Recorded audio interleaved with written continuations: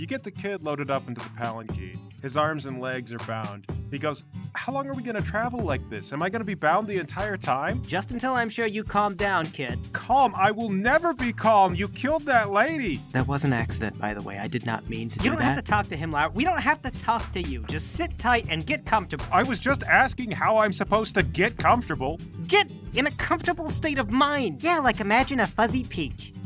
What? You know, a fuzzy peach, like on a summer day. That's a comforting thought. Just imagine you're sitting in a palanquin and being carried all the way to the Dark Capital to meet the Dark Lord. Kid goes, "I don't know what you think is going to happen, but when I get to the Dark Capital, I'm not going to work with the Dark Lord." Well, would you rather rot in prison for murder? The guy I killed was in self-defense. You're the murderers. You killed for no reason. Well, that lady did have a frying pan, actually. Yeah, that old guy was unarmed. Yeah, your situation is murder. Mine is self-defense. But you said that guy was going to get better. Oh, I lied. She and he are both definitely dead. That's right, and you are a murderer. Well then, good luck getting any testimony in court. What? Because all the non-biased witnesses are dead. Oh my god, you are so stupid. You're stupid. Why are you kidnapping a kid anyway? What, all the ladies think you're too ugly so you can't have your own kids? All right, listen here, you. I am not above punching you in the dick. Don't think I am. Your dick is not safe with me. Oh, Paul, could we not say that to 12-year-olds? Why? Because for one, it's not gender inclusive, Paul.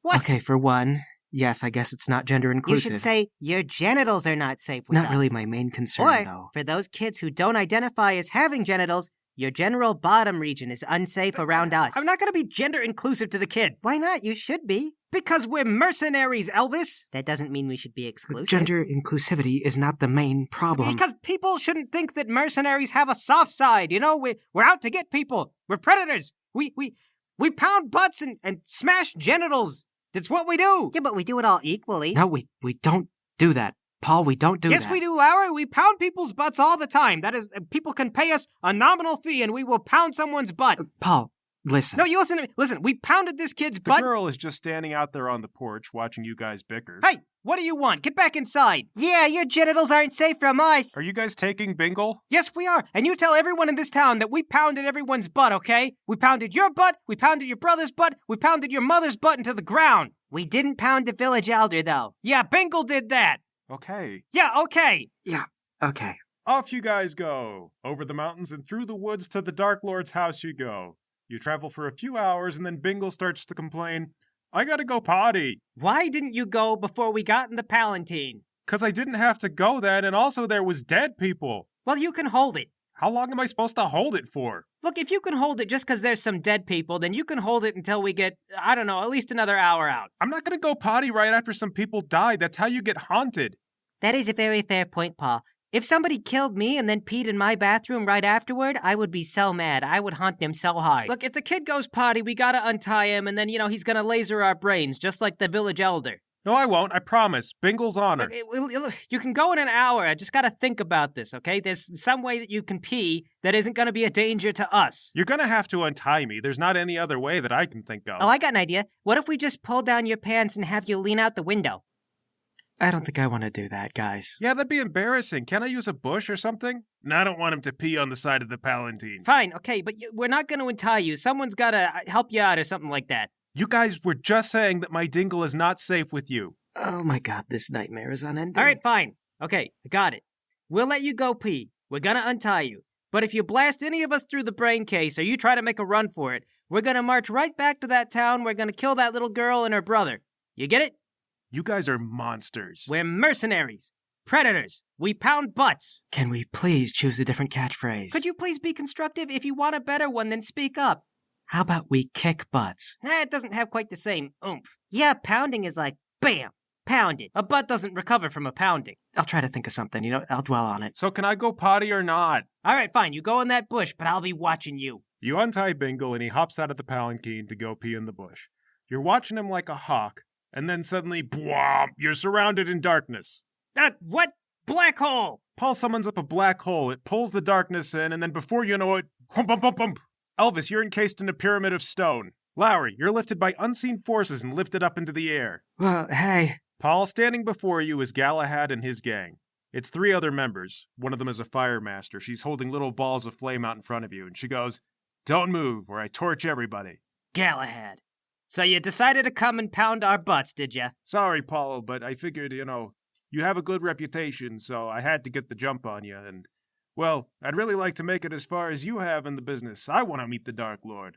How better to meet the Dark Lord than to get this boy he wants? Bingle, are you still peeing? Bingle's still doing his thing. He's looking over at you and looking back at his work, and he's just like, yeah, I was holding it for a long time. I thought you said you didn't have to go before we left. How has it been a long time? Well, I didn't have to go just before we left, but a little while after I had to go. I've been holding it for hours. Galahad says, hand over the kid. He's peeing right now, Galahad. Bingle goes, yeah, and I'm not going with anybody. You're going on your feet, Bingle. Oh, shoot. You can't kill us, Galahad. We're Dark Nation citizens. That'd be murder. Well, if you all died, then there wouldn't be any survivors left to testify. Your mom leans out. I'd still be here. What, are you going to kill a defenseless old lady? Galahad says, look, maybe we can work out some kind of deal. Okay, all right. You're right. You seem to have me over a barrel here. But you're going to need something. Hang on a second. I go over to the palanquin, and then I get out my bow and shoot the airbender twice. She's not expecting it. Boom, boom. She falls to the ground. Oh my god! Lowry, she drops you. And we're now at the top of 12 for combat. Paul, you're up again. All right, send another arrow to the Earthmaster. Zoom. You hit him in the thigh. He grabs the arrow shaft. Ah! All right, Lowry.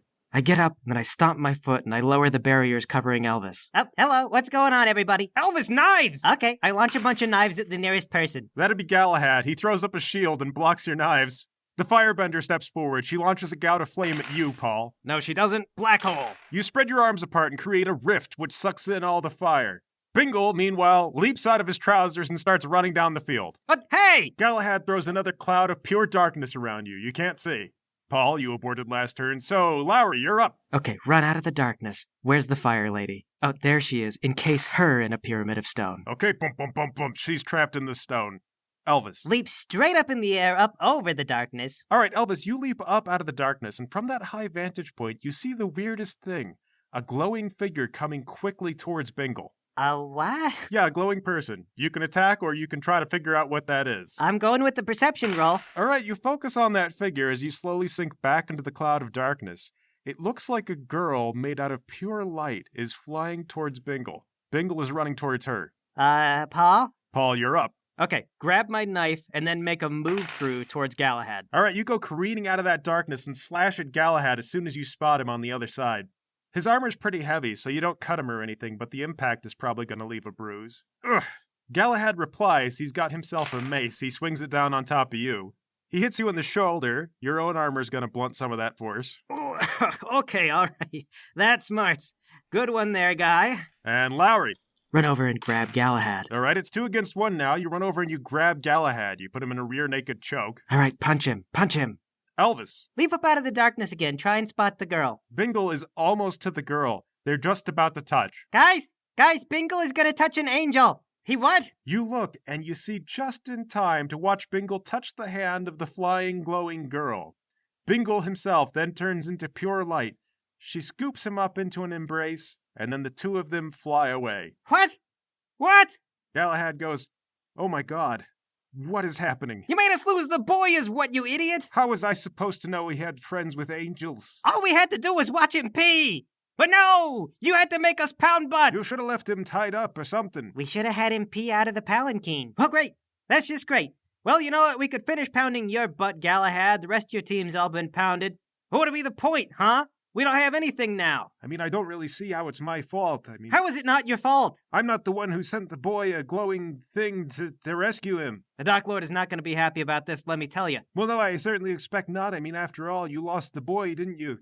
Well, now what? Can any of you fly? I can glide very quickly. Okay, well, they were gaining altitude, so that's gonna be not enough. What even?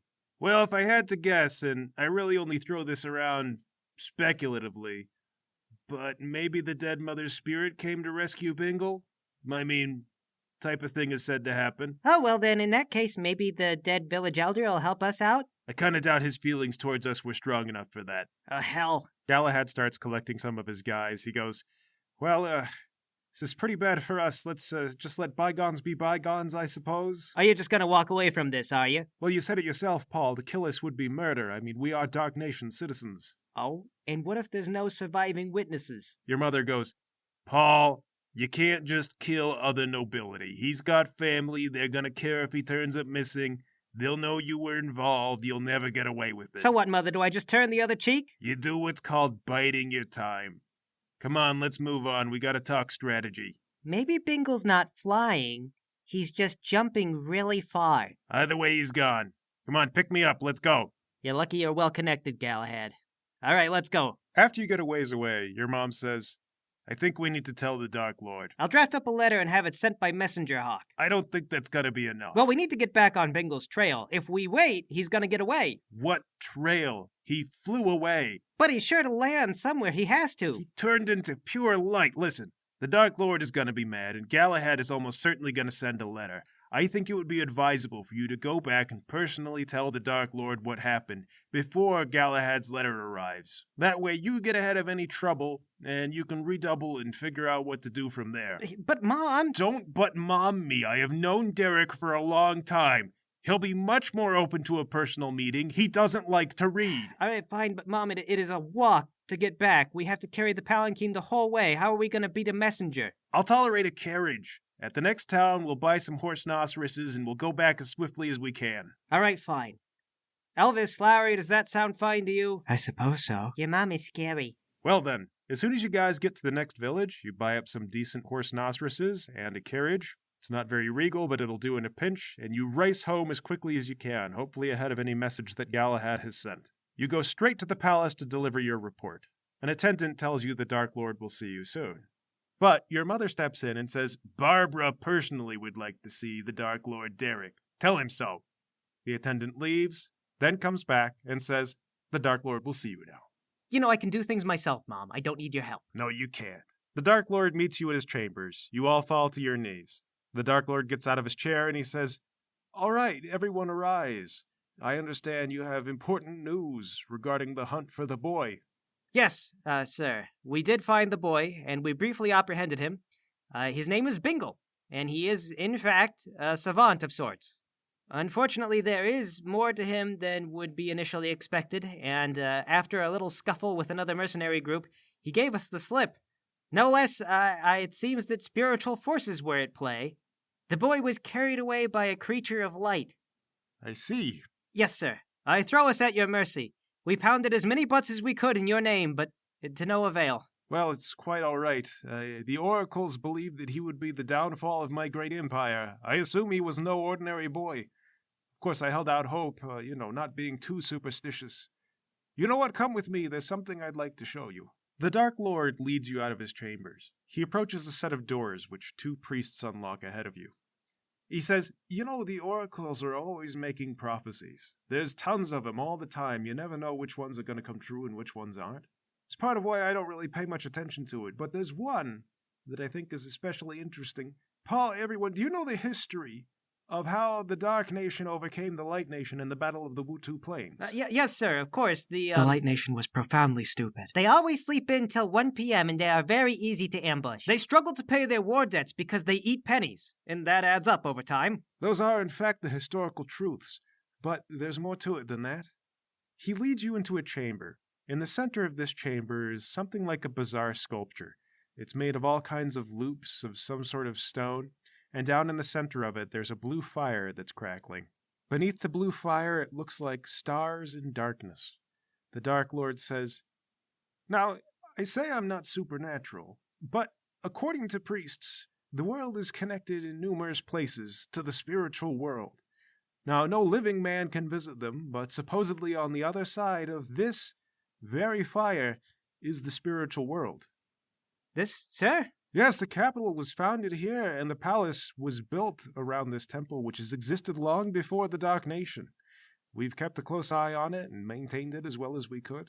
And while I can't attest that it does connect to the spiritual world, I can say that it was used to great effect by the Dark Lord Stanley in the Battle of the Wutu Plains. They say that he used this artifact to see into the minds of the Light Nation generals. He knew where they would attack and when they would attack. But sadly, our history books don't say this, but the Dark Lord Stanley went insane through use of this artifact, and no Dark Lord has used it since. The oracles have always warned against it, but lately, they've been saying that perhaps I might use this artifact.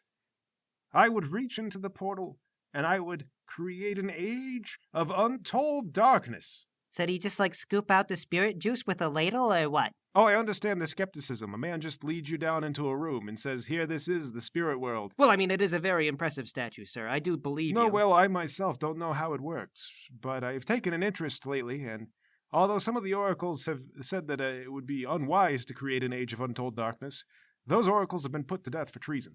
So, A very wise move, sir. thank you.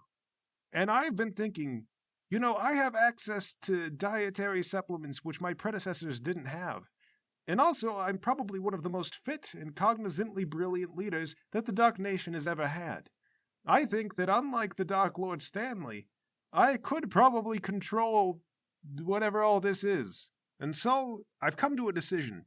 Paul, I don't blame you for not catching the boy. I should have seen this coming. We made so much fuss about him. Of course, other people were going to try to capture him.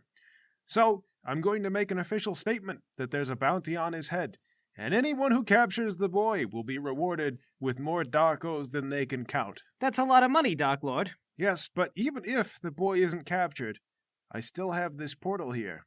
If it appears that the boy is about to master the final element, I will reach into the portal and usher in the era of untold darkness. Oh, well, that just sounds like a win-win. Dark Lord, may I ask why we're being shown this portal? Well, because your father was one of the most esteemed generals to ever lead an army that I know of. And if anyone can capture that boy, I know it's you and your group. I'm sure that you guys are able to pound butts like people wouldn't believe. We do it equally to all genders, sir. That's right, my lord. There's not a butt that we won't pound. Very good. Then venture forth. Chase down that young 12-year-old boy and pound his butt furiously. By your will, it will be done. Very good. Then get out of here. Don't let me keep you hanging around. You guys are ushered out. Your mom stops and says, I'm not actually super confident in this whole dark portal thing. Why not? He said he has a good diet. I just got a funny ache in my knees. Anyway, if we're gonna catch that kid, last we saw he was headed north. You know where I think he was going? Probably the Water Nation. That would make sense. Why wouldn't he go back to the Light Nation, Mom? Imagine you're 12. You assume that each nation has to have the best elemental masters for their nation. Well, I mean, I was properly educated and know the Dark Nation has all the best masters. Okay, but he wasn't. So he's gonna go to the Water Nation and probably find a water master. So, let's round up our stuff, get our best horse-noceroses, and then head north. I'm sure we'll hear about the boy once we get up there. All right, okay, boys, go ahead and get your stuff. We'll meet at my place in an hour.